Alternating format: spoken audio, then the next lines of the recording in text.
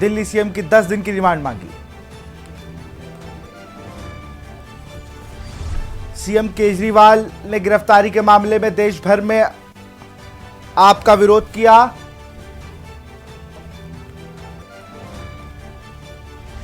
आप ऑफिस जाने के सभी रास्ते किए गए बंद। दिल्ली पुलिस ने चारों तरफ से लगाए बैरिकेड। प्रदर्शन की खबर के बाद दिल्ली पुलिस अलर्ट।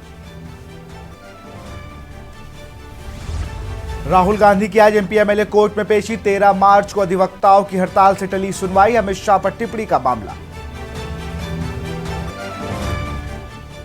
अखिलेश की सीतापुर जेल में आजम से मुलाकात। सपा प्रमुख का काफिला पहुंचा जेल के अंदर। रामपुर सीट पर प्रत्याशी के नाम हो सकता है फाइनल। आप देख रहे हैं के न्यूज, खबरों का सारथी। नमस्कार, स्वागत है आपका के न्यूज में। हम बात करेंगे संकट में सरकार। दिल्ली से खबर आपको बता रहे हैं।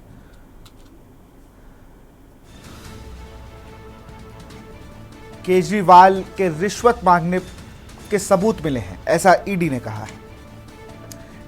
केजरीवाल शराब घोटाले के सरगना। विजय नायर केजरीवाल के लिए काम कर रहा था। दिल्ली से इस वक्त की बड़ी खबर। केजरीवाल के रिश्वत मांगने का सबूत। घोटाले के सरगना है केजरीवाल।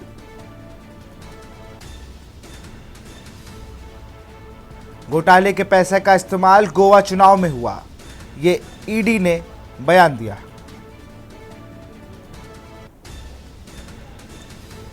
केजरीवाल के रिश्वत मांगने के सबूत।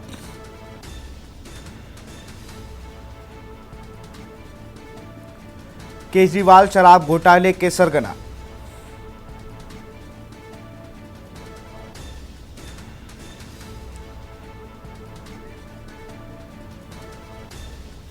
और इसी खबर पर अधिक जानकारी के साथ हमारे संवाददाता प्रवेश शर्मा लाइव जुड़ चुके हैं।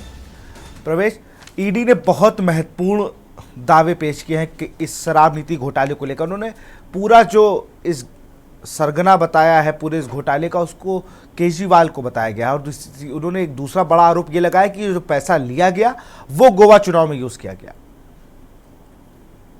बिल्कुल, देखिए मैं आपको बता दूं कि ईडी जब अरविंद केजरीवाल को राउज एवेन्यू कोर्ट लेकर पहुंची और जब सुनवाई शुरू हुई तो सीधे तौर पर ईडी की तरफ से पहला सवाल यही डाटा गया कि शराब घोटाले के जो षड्यंत्र करता है या ये पूरा नियोजन करता है वो अरविंद केजरीवाल है। उन्होंने उनकी जानकारी में ये पूरा जो है षड्यंत्र रचा गया है। क्या क्या कैसे कैसे जो है खेल रचा गया, उसमें विशेष रूप से मैं बता दूं कि विजय नायर वो शख्स है जिसने जो है डील कराई थी और जो सीधे तौर पर यह आरोप लगाया है कि वो अरविंद केजरीवाल के इशारों पर काम कर रहा था और उसने जो भी ये संरचना करी है, पूरी जो है रूपरेखा तैयार करी है, वो अरविंद केजरीवाल की जानकारी में की है। और कहीं ना कहीं जो भी पैसा आया है उसका इस्तेमाल सीधे तौर पर कहे तो गोवा के जो चुनाव हुए उसमें किए गए हैं। और सबसे बड़ी मैं अहम बात आपको बता दूं कि ईडी ने अरविंद केजरीवाल की 10 दिन की रिमांड की मांग की है। देखने वाली बात है कि कोर्ट का रुख अब क्या चलने वाला।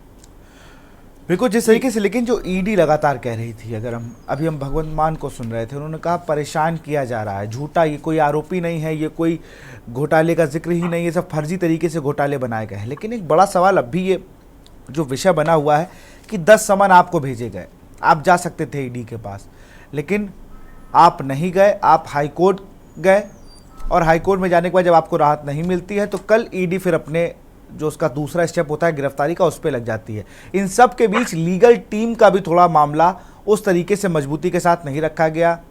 अंतरिम जमानत की अपील नहीं की गई, राहत की गई कि वो जमानत की याचिका ही नहीं दायर की गई।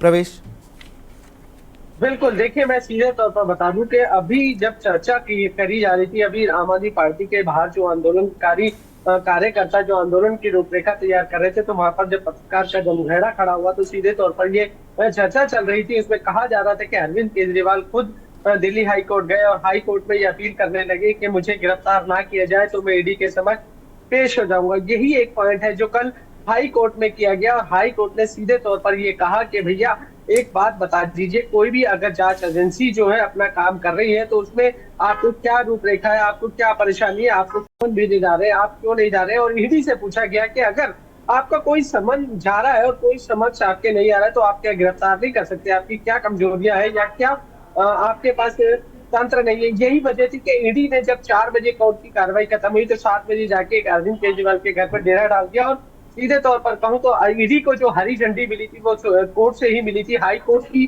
जो दिशा निर्देश थी उसके बाद ईडी ने जो अपना कदम बढ़ा दिया। ईडी को समझ में आ गया कि अगर उन्होंने अपने काम करने में देरी की तो कहीं ना कहीं हाई कोर्ट जिस तरीके से भी फटकार लगा रहा है उसके बाद आगे भी फटकार लग सकती है। उन्होंने तुरंत इसका एक्शन लिया और वारंट लेकर वहां पर पहुंच गया और अरविंद केजरीवाल के घर पहले तो सर्च किया और उसके बाद उन्हें गिरफ्तार कर लिया। अब सबसे बड़ी बात यह है कि जो उनकी लीगल टीम है कहीं ना कहीं ऐसा माना जा सकता है कि वो कहीं ना कहीं ढीली रही, कमजोर रही, क्योंकि उनकी एंटीसिपेटरी बेल जो थी वो समय रहते करनी थी, उससे पहले उसमें एक कार्यक्रम पूरी रूपरेखा तैयार करनी थी, उसमें उनकी देरी रही। और सुप्रीम कोर्ट ने जब मनीष सिसोदिया, संजय सिंह की जो सुनवाई थी उसको नहीं सुना तो अरविंद केजरीवाल पे ये पहले से कयास लगाए जा रहे थे कि उन्हें कोई रियायत मिलने वाली नहीं है। लेकिन देखने वाली बात यह है कि अब जो आगे जो राउज अवेन्यू कोर्ट का आदेश होगा उसमें कहीं ना कहीं केजरीवाल की मुश्किलें बढ़ती हुई नजर आ रही है। जी, अगर प्रवीण भी हमारे साथ जुड़े हैं। प्रवीण, एक जो कोर्ट के अंदर इस टाइम बात चल रही है जिस तरीके से दो सुना जा रहा है, तो 31 करोड़ रुपए दीपक अरोड़ा ने नायर को दिए थे। कोई नायर व्यक्ति है जिसको लिए कहा जा रहा है कि वो अरविंद केजरीवाल के लिए काम करता था और वो ही पूरा लेन देन देख रहा था। प्रवीण,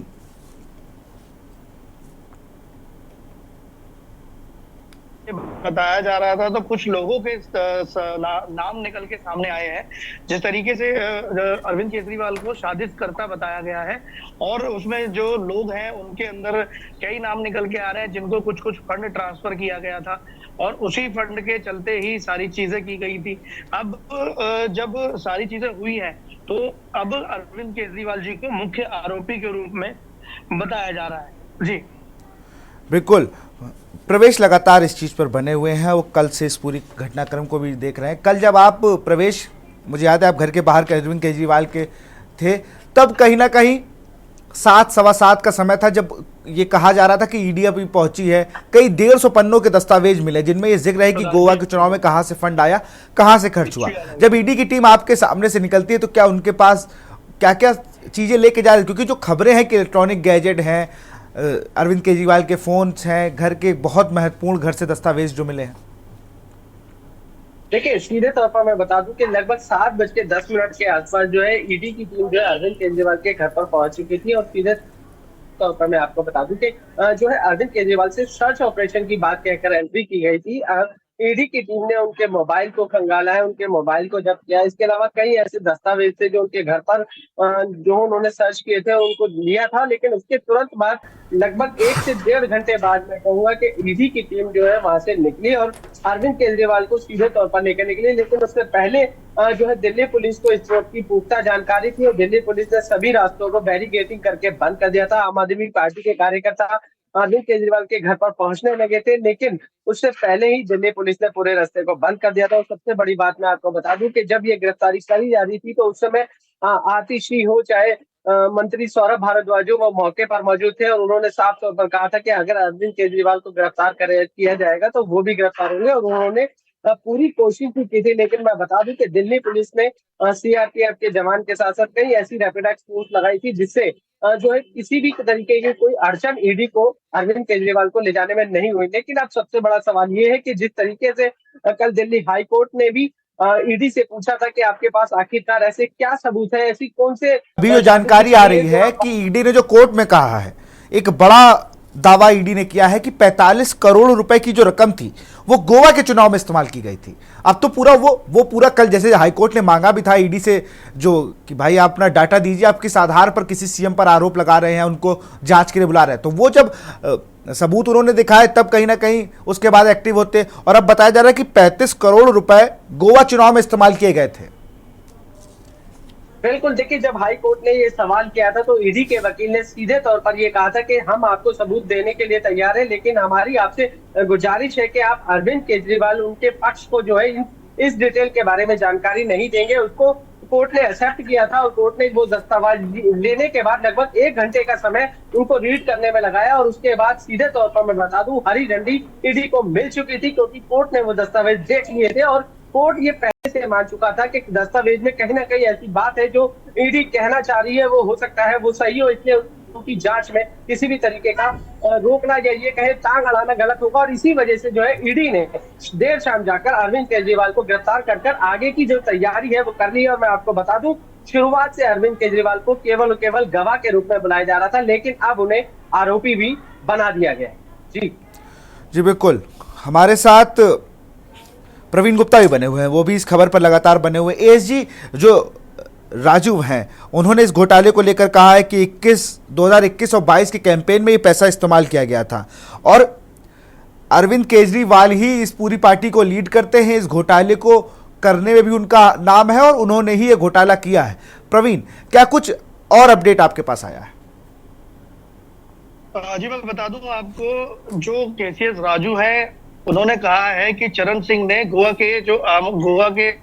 में आम आदमी पार्टी के लिए पैसों का प्रबंध किया था। उन्होंने ही विजय नायर को कंपनी चैरिटेबल मीडिया के साथ काम किया था और केएसजी राजू ने यह भी कहा है कि चरणप्रीत सिंह को दिल्ली सरकार में पीआर कार्य के लिए 55,000 रुपए वेतन पे नियुक्त किया गया था। जी, तो ये पूरी जो बातें हैं, जैसे कि एक नए बात और बताई प्रवीण गुप्ता ने कि एक व्यक्ति विशेष को नियुक्त भी किया गया था दिल्ली सरकार में, लेकिन अभी भी बड़ा सवाल बना हुआ है प्रवेश आप, क्योंकि जो सबसे बड़ा सवाल कि अब जो आरोप है वो सिर्फ गोवा तक सीमित नहीं है, पंजाब पर भी ये आरोप लगा है कि गोवा और पंजाब में फंडिंग की गई थी, अरविंद केजरीवाल ने उन पैसों को यहां पर इस्तेमाल किया था इन दोनों चुनाव में। बिल्कुल, देखिए शुरुआत से ये बात सामने आ रही है कि जब चुनाव करीब थे तो चुनाव में आप पैसे के लिए जो है थोड़ी सी ऐसा माना जाता है कि जब भी कोई चुनाव होते हैं तो चुनाव में कहीं ना कहीं रकम चाहिए, तो उसकी व्यवस्था करने के लिए मनीष सिसोदिया से संपर्क किया था। मनीष सिसोदिया ने संजय सिंह से किया था और संजय सिंह ने विजय नायर से किया था और विजय नायर की जो मुलाकात है वो संजय सिंह के द्वारा ही अरविंद केजरीवाल से कराई गई थी। और उसके बाद ये पूरा जो खेल है या बात करें जो भी ये शराब का घोटाला है, षड्यंत्र है, उसको जो पूरा खेल किया गया था वो एक कड़ी या एक चैन के द्वारा किया गया था। लेकिन ईडी का शुरुआत से ये कहना है कि जब दिल्ली के मुख्यमंत्री अरविंद केजरीवाल मुखिया है, उनके जानकारी में अगर कोई काम हो रहा है, वो गलत काम हो रहा है, भ्रष्टाचार का काम हो रहा है, तो कहीं ना कहीं उनको रोकना चाहिए था। और अगर ऐसा वो नहीं करते हैं तो ये साफ तौर पर एक साजिश करता माना जाता है और उनको इस साजिश में शामिल करना ईडी ने इसी कड़ी में किया है। और विशेष रूप से मैं बता दूं कि पैसे का लेन देन का कई सबूत ईडी के पास पहले से है और विजय नायर सरकारी गवाह बनकर ये गवाही भी दे चुका है। लेकिन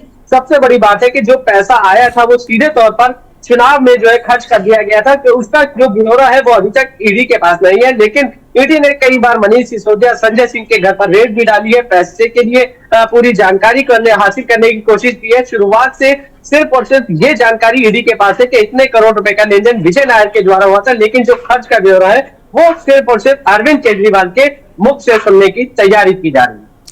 अब खबर आ रही है कि कोई चैट को भी कोर्ट में दिखा दिया गया है। मतलब सबूतों की अगर बात की जाए तो ईडी ने जिस तरीके से हाईकोर्ट में बहुत कॉन्फिडेंस से जो बातें कही थी वो कहीं ना कहीं अब राउज एवेन्यू कोर्ट में भी वो लगातार ये बातें कर रही है कि जो विजय नायर है, जिसकी बात आप भी कर रहे हैं और लगातार ईडी भी उनका नाम ले रही है, वो दाहिना हाथ हुआ करता था अरविंद केजरीवाल का, वो सारे लेन देन सारे काम यही देता था, लेकिन वो बाद में सरकारी गवाह बन गया और वो पूरी डिटेल शायद ईडी को दे रहा हो।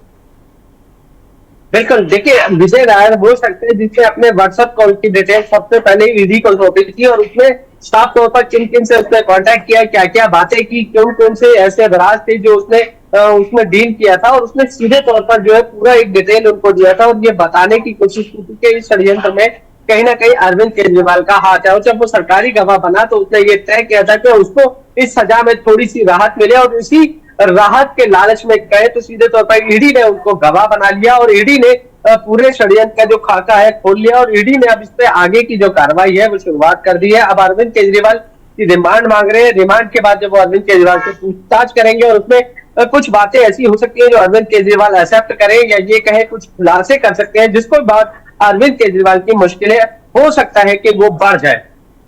एक बड़ी बात और भी है प्रवेश, हम प्रवीण भी हमारे साथ जुड़े हुए हैं। प्रवीण, एक जो मुद्दा उठ के फिर आ रहा है, संजय सिंह फिर इसमें लीड करते नजर आ रहे हैं, जो अब तक वो लीड कर ही रहते हैं। आज उनका जन्मदिन भी है। और संजय सिंह का नाम इसलिए बार बार आ रहा है क्योंकि संजय सिंह विजय नायर जो विजय हैं उनसे मिलवाया था अरविंद केजरीवाल और मनीष सिसोदिया को। वो इस वक्त मिलवाया था जब गोवा और पंजाब में चुनाव होने थे, अगर मैं सही कह रहा हूं तो। प्रवीण जी जी, आप बिल्कुल ठीक कह रहे हैं कि जब गोवा के चुनाव होने थे उसी समय संजय सिंह को मिलवाया गया था संजय नायर से, और गोवा के चुनाव के फंडिंग के चलते ही ये सारी शराब नीति घोटाला किया गया। और ये मैं आपको बता दूं कि जब इनको मिलवाया गया था तो ये कोई छोटी छोटी रकमें इधर उधर नहीं हुई है, बहुत बड़ी बड़ी, कभी 40 करोड़, कभी 10 करोड़, कभी 50 करोड़, इस तरीके से ये सारा पैसा गोवा चुनाव के अंदर इन्होंने लगाया। और उसके बाद भी ये लोग यही कहते नजर आए कि हम लोग भ्रष्ट नहीं है, हम लोग करप्ट नहीं है, हमने कोई शराब नीति घोटाला नहीं किया है। लेकिन आज जब ईडी ने सुप्रीम कोर्ट के आज जब ईडी ने हाईकोर्ट के सामने सारे दस्तावेज रखे हैं, रिकॉर्डिंग रखी है, तब के आज अरविंद केजरीवाल को मुख्य आरोपी घोषित किया गया है। जी, एक चीज और भी है कि जिस तरीके से आप बता रहे हैं कि संजय सिंह मिलवा रहे थे, क्योंकि उस वक्त जब आप राष्ट्रीय पार्टी बनने की ओर लगते हैं, कल कांग्रेस को मैं सुन रहा था, कांग्रेस के लोग कह रहे थे हमारे पास पैसा नहीं है, हम चुनाव कैसे लड़ें। तो धन का तो बहुत ज़रूरी है, अगर धन नहीं होगा तो फिर धनबल के जो चुनाव हो रहे हैं ये सब लड़ ही नहीं सकते आप। आम आदमी पार्टी ने गोवा में जिस तरीके से इंटैक्ट किया, पंजाब में सरकार बनाती है, गुजरात में बहुत अच्छा चुनाव लड़ती है, एमपी में चुनाव लड़ती है और यूपी में भी चुनाव लड़ती है, हर जगह उसने चुनाव लड़े, इन सब पे पैसा खर्च हो रहा था। और यही बात लगातार विपक्ष, जो दिल्ली का विपक्ष है वो भी यही कह रहा था, भाजपा कह रही थी कि ये पैसा आ कहाँ से रहा, इस पे जांच होनी चाहिए। संजय सिंह ने भी कहा कि मैं पाक साफ हूँ, नहीं, वो भी बाद में सबूतों के उस पर चले गए। अगर बात करें हम मनीष सिसोदिया की, तो सबसे लंबे समय से जेल में वो है। सत्येंद्र जैन को भी वापस बुलाया गया। तो कहीं ना कहीं जो एक छवि बनी हुई थी ईमानदार की, उसको डेंट करने का काम आज जो 5-10% डेंट हो रहा था, वो आज कहीं ना कहीं 20 से 25 से 50% तक डेंट कर दिया है अरविंद केजरीवाल को ईडी ने गिरफ्तार करके, जो ईमानदार वाली छवि बनी हुई थी। प्रवीण, देखिए, पूरे तरीके से आपका कहना ठीक होगा। जब तक कोई भी व्यक्ति अपने आप को चोर साबित नहीं, जब तक पुलिस उसको पकड़ के या कोर्ट में उसके खिलाफ सबूत पेश नहीं करती, जब तक किसी चीज का सबूत नहीं मिलता, तब तक हर आदमी यही कहता है कि मैं चोर नहीं हूं, चाहे वो किसी भी मामले को लेके हो। लेकिन अभी तक जब 9 संबंध ईडी ने भेजे थे तो उसके बावजूद अभी भी केजरीवाल जी कल तक भी यही कह रहे थे कि नहीं, मेरा इस घोटाले से कोई लेना देना नहीं है, किसी से मेरा कोई लेना देना नहीं है, मैं शराब नीति घोटाले में मेरा कोई हाथ नहीं है। लेकिन आज जब रॉयज रेवेन्यू कोर्ट के अंदर सारे सबूत ईडी ने पेश किए हैं, तब जाके अरविंद केजरीवाल जी को मुख्य आरोपी बनाया गया है। और उसके बाद में ही आज सब सारी छवि, और मैं आपको बता दूं, बीजेपी ने एक वीडियो भी अभी अपने सोशल मीडिया उस हैंडल पे वायरल किया है, जिसमें अरविंद केजरीवाल ये कहते हुए दिख रहे हैं कि अगर कोई भी चोरी करता है, वीडियो बनाओ और उसके बाद में, चाहे वो मैं क्यों ना हूं, चाहे मनीष सिसोदिया क्यों ना हो, अगर वो चोरी करते पकड़े जाएंगे तो उन्हें जेल जाना पड़ेगा। तो आज सीधा ये लगा लीजिए उसी तरीके से हुआ है कि जब तक साबित नहीं हो रहा था कि अरविंद केजरीवाल जी इस पूरे मामले में लिप्त है, तो अब आज जब पता चल चुका है कि अरविंद केजरीवाल जी इस पूरे मामले में लिप्त है, राउज रेवेन्यू कोर्ट के अंदर ये साबित ईडी ने कर दिया है कि ये पूरे तरीके से लिप्त है, तभी आज जाके उनको मुख्य आरोपी का टैग दिया गया है। जी बिल्कुल, क्योंकि ईडी की टीम लगातार जिस तरीके से जो दावे पेश कर रही है, और के कविता को जब गिरफ्तारी की गई, अब खबर आ रही कि उन्हें भी वो सरकारी गवाह बन सकती है, और ये अगर बनती है तो कहीं ना कहीं इनके ऊपर भी एक बड़े अमाउंट को देने का आरोप है, वो कहीं ना कहीं और मुश्किलें बढ़ा सकता है। प्रवेश, बिल्कुल, देखिए मैं आपको बता दूं कि जो के कविता है, विजय नायर के बाद उनका नाम ऐड होता है। विजय नायर साउथ से आते हैं, के कविता भी साउथ से आती है, और जो मोटी डील की जो बात की जा रही है वो के कविता के द्वारा ही की जा रही है। इस कड़ी में के कविता का नाम भी जो है शुरुआत से ऐड है, और शुरुआत से ये बात कही जा रही है कि के कविता के संपर्क में आने के बाद विजय नायर मिला था, और विजय नायर साउथ से आता है, और साउथ में जो है तो मोटा इन्वेस्टमेंट करने के नाम पर जो है, सीधे तौर पर मैं बता दूं, ये एक षड्यंत्र खेला गया था, जिसमें एक्साइज पॉलिसी बढ़ाने के नाम पर, लाइसेंस बांटने के नाम पर कमीशन की जो बात सामने आ रही है, जिसको घूसखोरी का नाम दिया जा रहा है, इसी में जो पूरा खेल किया गया था, उसी में करोड़ों रुपए का लेन देन किया गया था। मैं बता दूं कि के कविता भी सुप्रीम कोर्ट पहुंची है, जिन्होंने अपनी गिरफ्तारी को लेकर रिहाई की मांग की है। लेकिन देखने वाली बात यह है कि सुप्रीम कोर्ट के कविता के लिए भी क्या किसी तरीके के कोई नया नियम या ये कहे कोई नई बात सामने आती है। लेकिन सबसे बड़ी बात है कि अरविंद केजरीवाल ने या अरविंद केजरीवाल की लीगल टीम ने तो अपने आप को सुप्रीम कोर्ट से बैक कर लिया, उन्होंने वहां से अपनी याचिका को वापस ले लिया। ये अपने आप में एक बड़ा सवाल है। लेकिन अरे इसी सबसे विषय बड़ी में मैं बात है सुबह कि बात राहुल कर रहा था। गांधी- मैं सुबह वरिष्ठ अधिवक्ता एपी सिंह से बात कर रहा था, सुप्रीम कोर्ट के वकील हैं। उन्होंने कहा कि लीगल टीम ने तो कोई बड़ा कदम उठाया ही नहीं केजरीवाल के लिए, लीगल टीम ही फेल हो गई पूरे मामले में। बिल्कुल, देखिए शुरुआत से ऐसा माना जा रहा है कि अगर लीगल टीम थोड़ा सा एक्शन में होती या एक्शन मोड में होती तो कहीं ना कहीं कई फैसले ऐसे होते हैं जो लीगल तौर पर किए जा सकते हैं। एंटी सेपरेट बेल है, इसके अलावा जो है सुप्रीम कोर्ट से जो है सीधे तौर पर याचिका के लिए जो है तुरंत अगर आप किसी भी याचिका को डालते हैं तो हो सकता है कि सुप्रीम कोर्ट उसको इग्नोर करे। लेकिन अगर आप समय रहते याचिका डालते हैं और उस पर सुनवाई होती है तो कुछ ना कुछ रियायत मिलने के चांसेस बिल्कुल होते हैं। मैं आपको बता दूं कि मुख्यमंत्री होने की वजह से आप रात को सुप्रीम कोर्ट को खुलवाने की बात कर रहे थे, जिसको सुप्रीम कोर्ट ने नकार दिया और सुप्रीम कोर्ट ने आज का वक्त दिया और समय रहते या ये कहे उससे पहले ही याचिका को वापस ले लिया। इसमें कहीं ना कहीं पूरी तरीके से मैं कहूँ लीगल टीम पूरी तरीके से फेल है, क्योंकि जो है पूरी जो ये जो षड्यंत्र की घटना है या बात करें पूरा एक जो भी ईडी का शिकायत। बिल्कुल, ईडी का स्टैंड जो था वो क्लियर था कि भाई आप समन भेजने पर आ नहीं रहे हैं और लगातार आपको 10 समन भेजे गए थे। प्रवीण, 10 समन किसी को भेजे जाते हैं, अगर नॉर्मल आदमी भी भेज रहा है एक के बाद दो के बाद, अगर दूसरे समन पर नहीं आया तीसरे में उसके खिलाफ कार्रवाई होने लगती है। यहाँ तो 10 समन मिल गए थे चीफ मिनिस्टर को। लीगल टीम कर क्या रही थी इनकी? तो ये आपने ठीक कहा कि अगर किसी भी आदमी को कोर्ट से कोई भी सम्मन जाता है तो 3 संबंध हाईएस्ट होते हैं। 3 संबंध के बाद चाहे वो हाई कोर्ट हो, चाहे एमएम कोर्ट हो, चाहे कोई सी कोर्ट हो, उसमें 3 संबंध के बाद में सीधे वारंट इशू किए जाते हैं और उसको घर से उठाने के ऑर्डर दे दिए जाते हैं। लेकिन इनको 9 संबंध इनको भेजे गए, इसके बावजूद भी ये वहां नहीं पहुंचे। नहीं पहुंचने की वजह से ही ये लगा लीजिए कि ये दिल्ली के मुख्यमंत्री या अरविंद केजरीवाल थे। तो लेकिन अगर नॉर्मल आदमी की बात करें तो नॉर्मल आदमी के लिए 3 संबंध के बाद उसको वहां से गिरफ्तार पुलिस कर लेती है। लेकिन इनको देखते हुए इन्होंने 9 संबंधों का वेट किया। जब ये 9 संबंधों पे भी नहीं पहुंचे तब जाके लीगल टीम ने भी इनकी ने कोई एक्शन नहीं लिया, कोई इनके लिए बेल नहीं लगाई, कोई एंटीसेप्टिक नहीं लगाई। लेकिन उसके बावजूद जब ये इनका तरफ से कोई भी कुछ नहीं हुआ तब जाके ईडी ने 2 घंटे की मशक्कत के बाद इन्हें गिरफ्तार किया था। जी बिल्कुल। प्रवेश, आप कुछ कह रहे थे, आप फ्रीज हो गए थे, अपनी बात को पूरा कर लें।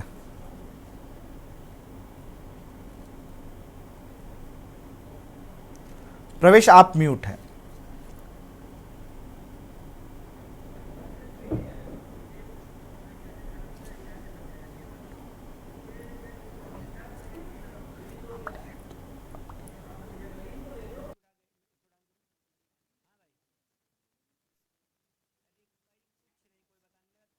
अरे मट गया, अरे ठीक है।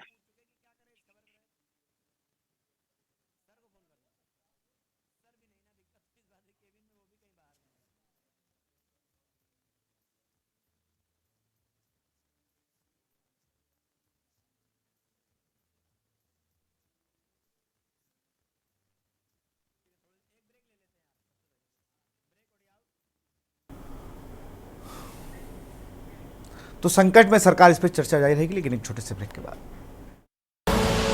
आप देख रहे हैं के न्यूज, खबरों का सारथी।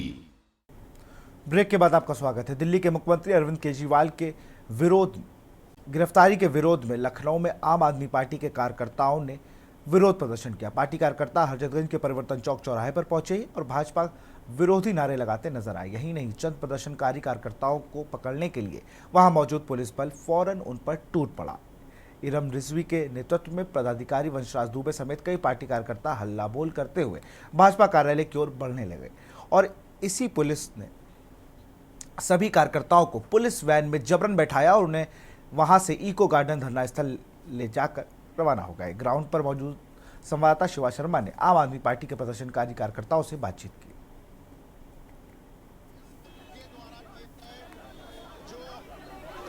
उसका विरोध लगातार कर रहे हैं, तो तमाम जो पार्टी के जो लोग हैं उनको पुलिस जबरन यहाँ से वैन में बैठा लेगी और परिवर्तन चौक स्थल से इनको हटाने का काम कर रही है। इस वक्त हम मौजूद हैं परिवर्तन चौक स्थल पर और यहाँ पर तमाम आम आदमी पार्टी के जो कार्यकर्ता हैं वो प्रदर्शन कर रहे हैं। चूंकि धारा 144 लागू है, इसीलिए किसी को बहुत ज्यादा यहाँ रुकने की इजाजत नहीं दी जा रही। पार्टी की उनको पुलिस हिरासत में लेकर के अपने साथ लेकर के जा रही है। ये अरविंद केजरीवाल की जो गिरफ्तारी दिल्ली के अंदर हुई है मुख्यमंत्री की, उसका लगातार ये लोग विरोध प्रदर्शन करने यहाँ पर पहुंचे हैं। इनको हटाने का काम कर रही है। तमाम जो वंशराज दुबे हैं, सबसे ज्यादा किसी से भय लगता है अरविंद केजरीवाल जी से। देखिए भाजपा कार्यालय की तरफ ये लोग जा रहे हैं, लेकिन इनका प्रदर्शन है अरविंद केजरीवाल की गिरफ्तारी को लेकर के। तो तमाम जो कार्यकर्ता हैं आप देख सकते हैं, पुलिस जबरन उन्हें यहाँ से लेकर के जा रही है। ना हो तमाम जो पार्टी कार्यकर्ता हैं उनसे हम बातचीत करेंगे कि वो लोग जा, क्योंकि मोदी अपने आप को तानाशाह बताते हैं, इतनी छोटी पार्टी से डरे हुए हैं, इसलिए ये जानबूझ के ऐसा किया जा रहा है कि अरविंद केजरीवाल कहीं पे प्रचार प्रसार न कर पाए, चूंकि इनको हारने का भय सता रहा है। निकाली जा रही है ताकि इन प्रदर्शनकारियों को यहाँ से हटाया जा सके। तमाम जो लोग हैं आप देख सकते हैं कि कैसे पुलिस और आम आदमी पार्टी के बीच नोकझोंक है और आम आदमी पार्टी के जो कार्यकर्ता है उनको जबरन यहाँ से ले जाया जा रहा है। यहाँ जो पदाधिकारी है यहाँ जो धरना प्रदर्शन करने पहुंचे थे वो सीधे सीधे भाजपा कार्यालय की ओर जाना चाह रहे थे, लेकिन अब उनको यहाँ से सीधे हिरासत में लेकर के इको गार्डन ले जाया जाएगा। वहां पर उनको रखा जाएगा जो अस्थायी धरना स्थल बनाया गया है। वीडियो जर्नलिस्ट रमेश वर्मा के साथ शिवा शर्मा, के न्यूज लखनऊ।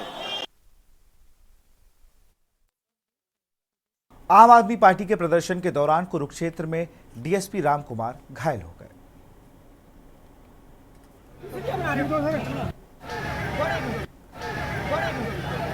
सर चोट लगी है, सर चोट लगी है,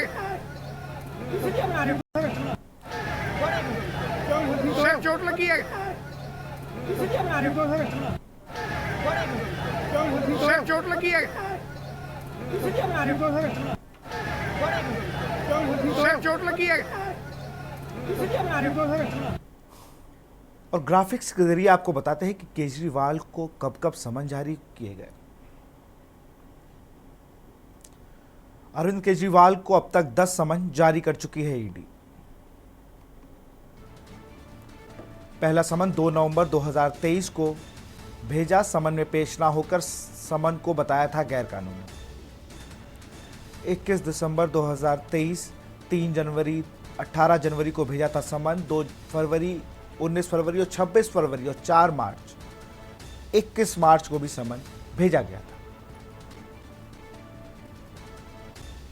ये वो तारीखें हैं जब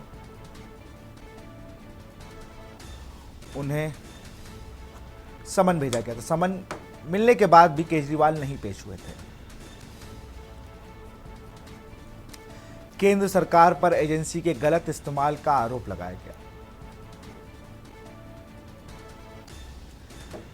इसी बीच अरविंद केजरीवाल अपनी लीगल टीम के साथ हाईकोर्ट पहुंचते हैं।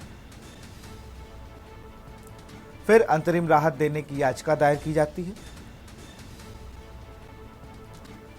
गुरुवार को हाईकोर्ट ने ईडी से सबूत मांगे थे। गुरुवार को हाईकोर्ट ने ईडी से सबूत मांगे, फिर अंतरिम राहत देने से इनकार कर दिया।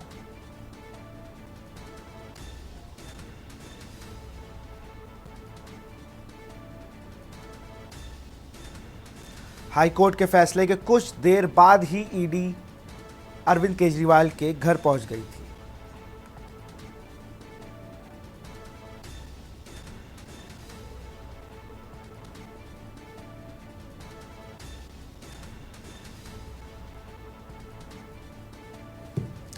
गिरफ्तारी के बाद केजरीवाल को ईडी मुख्यालय ले गई टीम।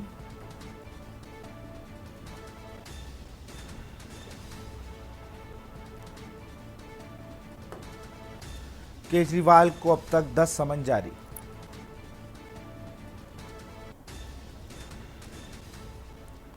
खबर दिल्ली से है। सीएम केजरीवाल की गिरफ्तारी का मामला। इंडिया गठबंधन के नेता चुनाव आयोग से मिलने पहुंचे। चुनाव आयोग से 4:30 बजे मिलेगा प्रतिनिधिमंडल। एएसडी एसवी राजू ईडी की तरफ से पेश।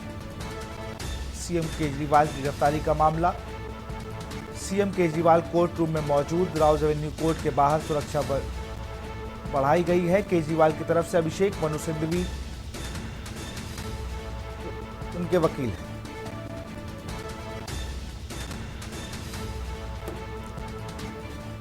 इंडिया गठबंधन के नेता चुनाव आयोग से मिलेंगे।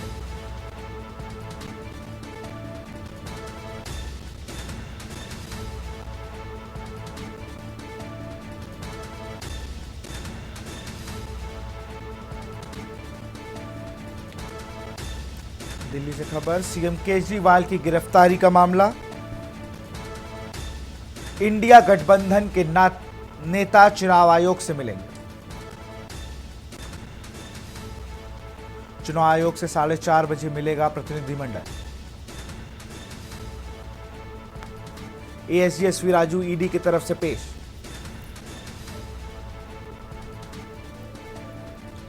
सीएम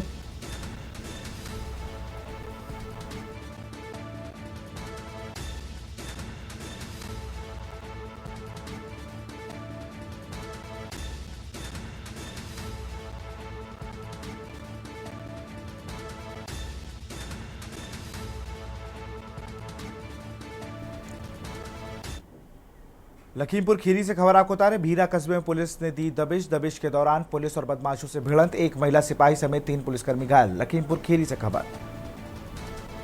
दबिश के दौरान पुलिस और बदमाश से भिड़ंत। एक महिला सिपाही समेत 3 पुलिसकर्मी घायल। एक पुलिसकर्मी की हालत गंभीर। भीरा कोतवाली क्षेत्र का यह पूरा मामला।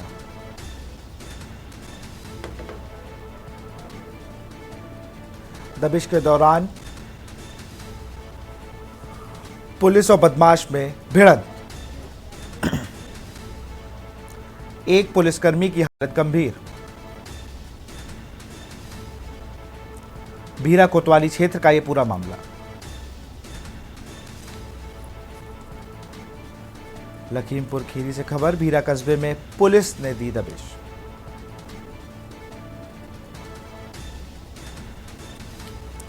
दबिश के दौरान एक महिला सिपाही समेत 3 पुलिसकर्मी घायल। एक पुलिसकर्मी की हालत गंभीर।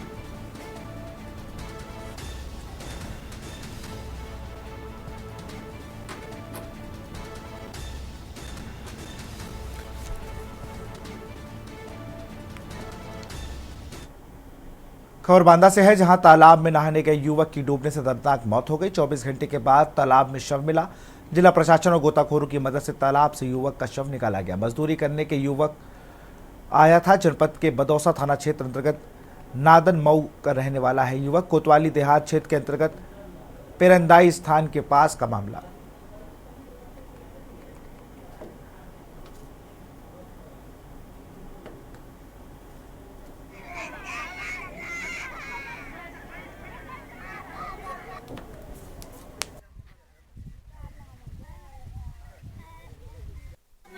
नहीं, वो लड़का कटैया था बाहरी। कहाँ का रहने वाला था कटैया?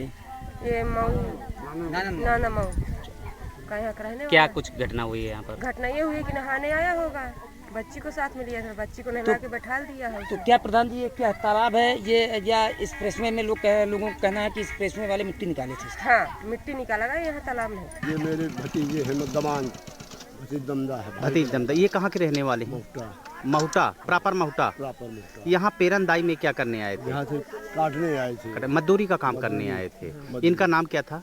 इनका नाम राजा कहते रहे हैं। हाँ, हम राजी के नाम से जानते रहे हैं। अच्छा अच्छा। अब उसे नाम जो है जो हो दूसरे उनके असली ग्राम कौन सा है? इनकर नादन मऊ। नादन मऊ, बदौसा थाना। अच्छा, ये बताइए जो है ये कैसे डूब कैसे गए थे? ये तो हम नहीं बता सकते, हम तो बाहर घर में थे अपने। कैसे आप लोगों को सूचना कैसे मिली थी? हमें सूचना फोन गया यहाँ से। अच्छा, फोन क्या द्वारा हम आए। हाँ, कि ऐसी ऐसी बात हो गई, घटना हो गई, ताला में डूब के दमान तुम्हारा खत्म हो गया। हम वहाँ से आए। समाजवादी पार्टी से अपना दल कमेरावादी का गठबंधन टूटने के बाद पल्लवी पटेल ने प्रेस कॉन्फ्रेंस के दौरान बड़ा बयान दिया। उन्होंने कहा कि अगर एनडीए से ऑफर मिला तो हम इस पर विचार करेंगे। उन्होंने कहा कि इंडिया गठबंधन हमारे साथ वही कर रहा है जो नीतीश कुमार के साथ किया। हमने 3 सीट गठबंधन के सहयोगियों से चर्चा के बाद घोषित की थी। अखिलेश ने गठबंधन खत्म होने की बात कही, उसका स्वागत है। उन्होंने कहा कि कांग्रेस तय करे कि अपना दल कमेरावादी इंडिया गठबंधन में है या नहीं। एनडीए से ऑफर आया तो सोचेंगे, हमें राजनीति करनी है।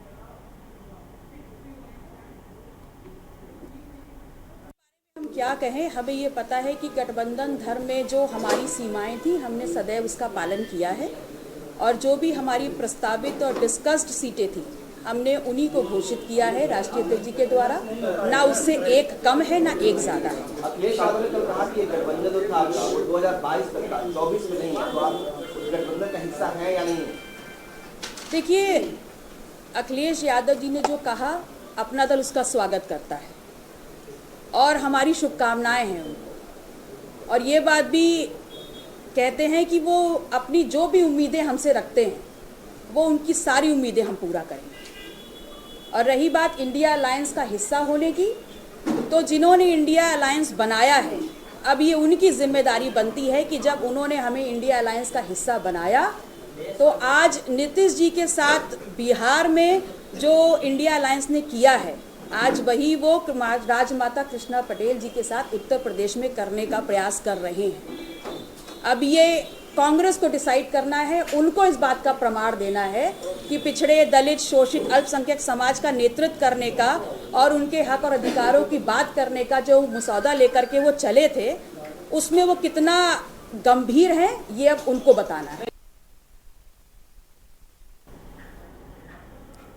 बागपत में एक युवती के साथ हैवानियत दिखाते हुए 3 युवकों ने रेप की वारदात को अंजाम देने के सनसनीखेज मामला सामने आया है। युवक एक ईंट भट्टे में काम करने वाली एक युवती के साथ पहले तो रेप किया और फिर उसको जंगल में फेंक कर तीनों युवक फरार हो गए। पुलिस ने रेप का मामला दर्ज कर आरोपियों की तलाश शुरू कर दी। दरअसल आपको बता दें कि पूरा मामला बलौनी थाना क्षेत्र का। हालांकि युवती के परिजन भी पुलिस पर मामले को दबाने का आरोप लगा रहे हैं और पुलिस अधीक्षक अर्पित विजयवर्गीय से आरोपियों की शीघ्र गिरफ्तारी कर कठोर कार्रवाई करने के गुहार भी लगा रहे। अब देखना यह होगा कि पुलिस रेप की वारदात को अंजाम देने वाले आरोपियों को कब गिरफ्तार करती है।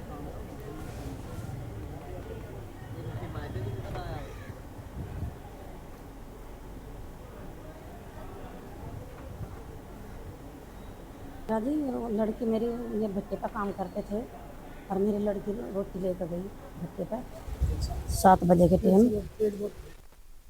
के टाइम और मेरी लड़की को खेत में तो बनता है सड़क पता खींच कर खेत में ले गया, पोलो के खेत के पेल कर लेकर गया और बेइज्जती करी मेरी लड़की की।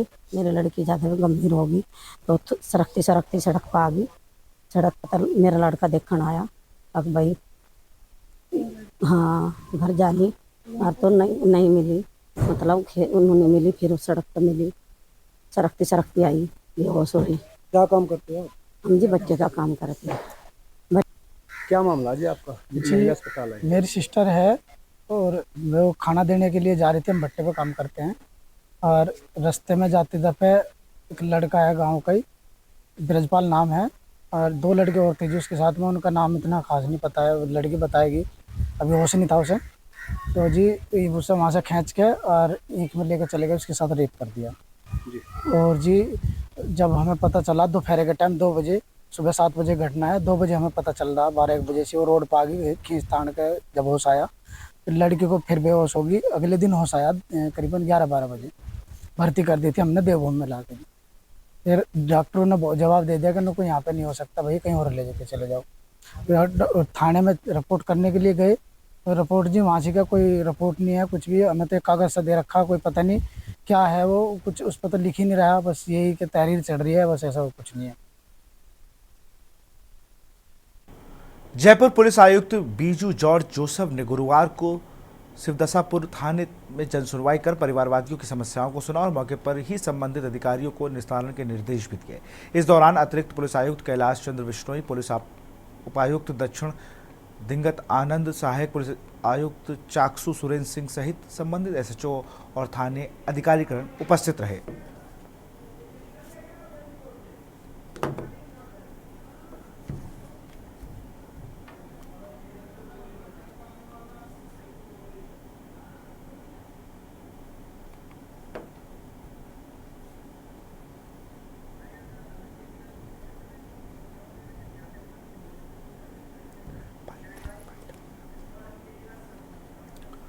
अरविंद केजरीवाल को आज राउज एवेन्यू कोर्ट में पेश किया गया।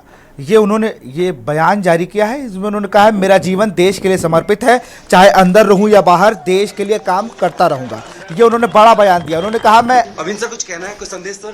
मेरा जीवन देश के लिए समर्पित है और चाहे अंदर रहूं या बाहर देश के लिए काम करूं। मेरा जीवन अरविंद केजरीवाल ने बड़ा बयान दिया है। राउज एवेन्यू कोर्ट से निकलते वक्त उन्होंने कहा मैं अंदर रहूं या बाहर मैं देश के लिए काम करता रहूंगा। मतलब बिल्कुल एक्टिव मोड पर नजर आ रहे हैं अरविंद केजरीवाल। उन्होंने कहा कि मैं चाहे अंदर रहूं या बाहर देश के लिए जो मेरा मकसद था वही है, मैं देश के लिए काम करता रहूंगा। अब रुक करते हैं खबरों का। लोकसभा चुनाव के दौरान सभी परिवर्तन एजेंसियां आपसी समन्वय व सतर्कता के कार्य करते ताकि चुनाव में धन एवं मादक पदार्थों के गैर कानूनी इस्तेमाल एवं परिवहन पर प्रभावी अंकुश लगाया जा सके। ये कहना है भारतीय निर्वाचन आयोग द्वारा जयपुर एवं जयपुर ग्रामीण लोकसभा निर्वाचन क्षेत्र के नियुक्त व्यय पर्यवेक्षकों के परिवर्तन एजेंसियों के अधिकारियों को दिशा निर्देश दिए गए।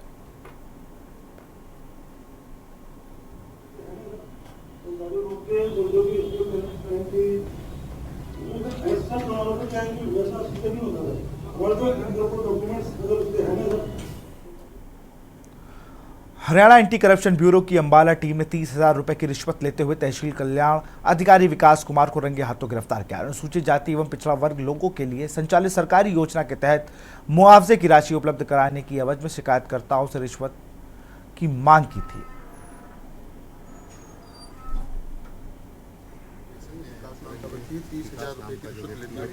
गिरफ्तार किया गया है इसको। में 30,000 रुपए की रिश्वत लेते हुए जो पकड़ा गया है विजिलेंस की टीम ने यहाँ पर आप